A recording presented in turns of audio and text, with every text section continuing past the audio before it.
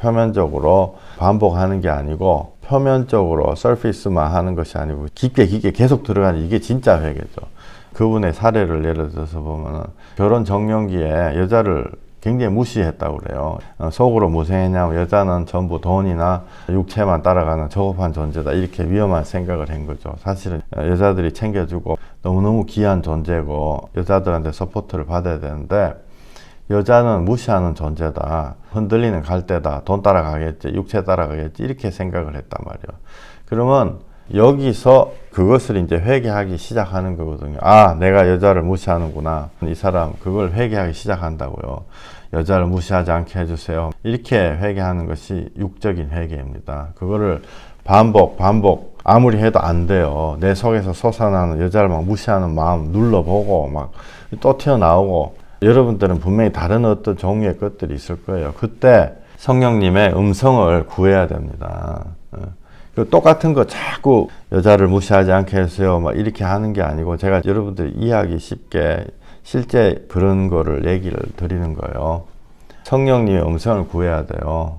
이 성령님의 음성을 통해 가지고 나의 안에 있는 진짜 거를 인식을 해야 되죠. 내가 왜 여자를 무시하는가? 내가 아무것도 아닌데 왜 여자를 무시하지?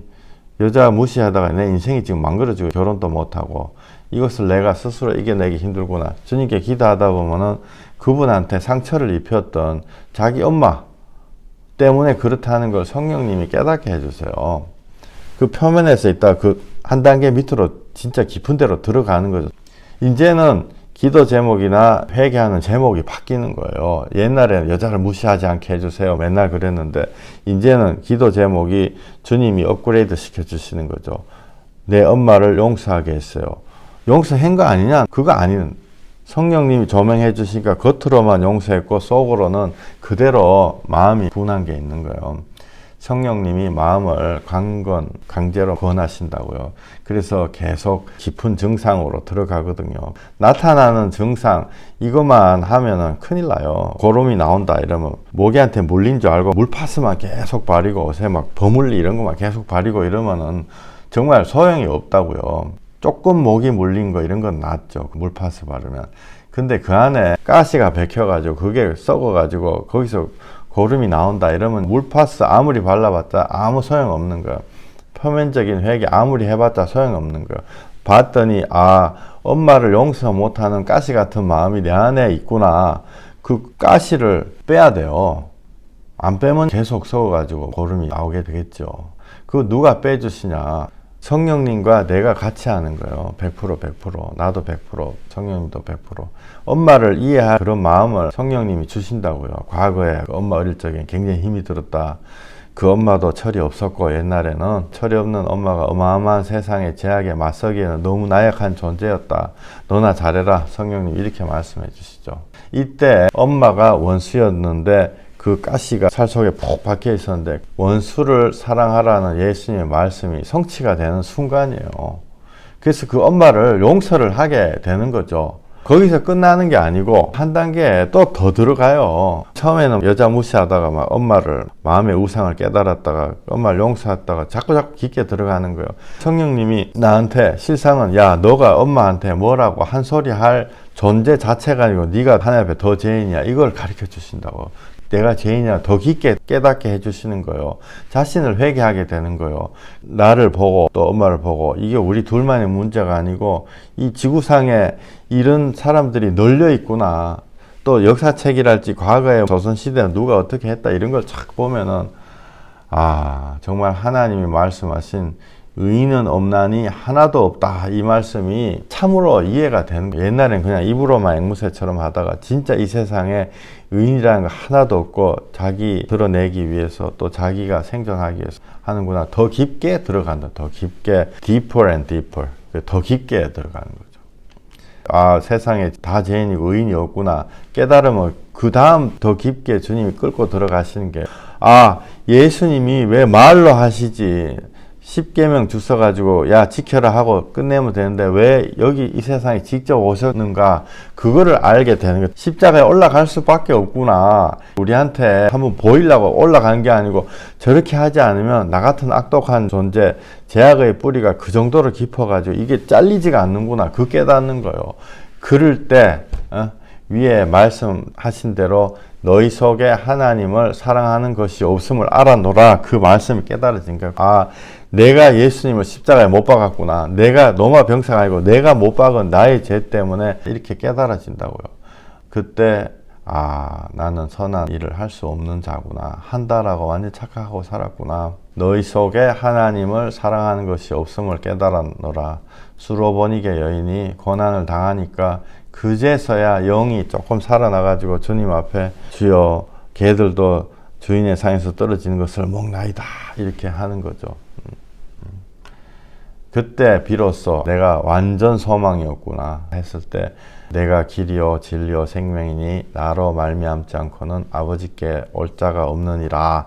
말씀의 진정한 의미가 깨달아지는 거. 옛날에도 그런 말씀 다 알았는데 진정한 의미는 못 깨닫는 거예요. 이 말씀이 너무너무 멋있다, 아름다운 말씀이다, 예수님 말고는 안 되는구나, 그냥 세뇌하듯이 이렇게 했는데 진짜 깨닫는 거예요. 아, 내가 예수님 십자가 달린 거 아니고는 용서받을 수 있는 이게 아니구나. 내가 뭘 어떻게 좀 해가지고 되는 게 아니구나. 그래서 왜 율법으로 안 된다고 성경에 그렇게 써져 있고 사람이 의롭게 되는 것은 율법을 행해서 나는 것이 아니요. 계속 그렇게 나오는구나. 신약에만 나오는 게 아니고 구약 성경에도 신의 산에 올라오지 마라. 내가 너희를 돌격한다. 내가 너희를 죽일까? 내가 너희를 죽일까 하노라. 그걸 피하고 싶다. 하나님이 그렇게 말씀하셨어요. 올라오지 마라. 자기한테 오지 마라. 하나님이 그렇게 말씀하셨다고요. 내가 너희와 같은 선지자 하나를 세우니 그 사람 말을 들으라. 이스라엘 사람들이 눈치가 빠른 거죠. 내가 하나님 앞에 직접 가면 죽을 것 같아서 두려워서 이 음성을 직접 듣고 싶지 않다고 그러는 거죠. 그러니까 하나님 너희 말이 옳도다. 내가 너희 중에 모세와 같은 선지자 하나 세운다. 예수님이 너희는 그 말을 들으라. 그 말 듣지 않으면 죽는다. 구약 성경, 신약 성경 전부 다 예수님이야. 율법으로 안 되고 나의 행위로 안 된다. 내가 신의 산에 올라가 하나님 앞에 직접 나아간다. 그러면 바로 탁 죽는 거다고요. 이게 사실은 회개라고 말하기도 뭐한 거예요. 영적인 어떤 여정이죠. 내가 죄인인 것과 예수님이 나를 위해 오신 하나님이다라는 것을 깨달아가는 과정이에요. 이걸 뭐 회개라고 하면은 그렇죠. 회개로 시작하는 거죠. 이게 계속 예수님의 구원이 나한테 이루어진다고요. 이게 바로 영어의 회개입니다. 처음에 우리가 어떻게 말을 시작했죠. 아, 나 왜 여자를 이렇게 하대하는가. 좀 상스러운 말로. 아, 나 마누라하고 맨날 왜 이렇게 싸우는가. 나 남편하고 맨날 싸우는가. 이걸로 시작하는 거예요. 계속 깊게 들어요. 성령님이.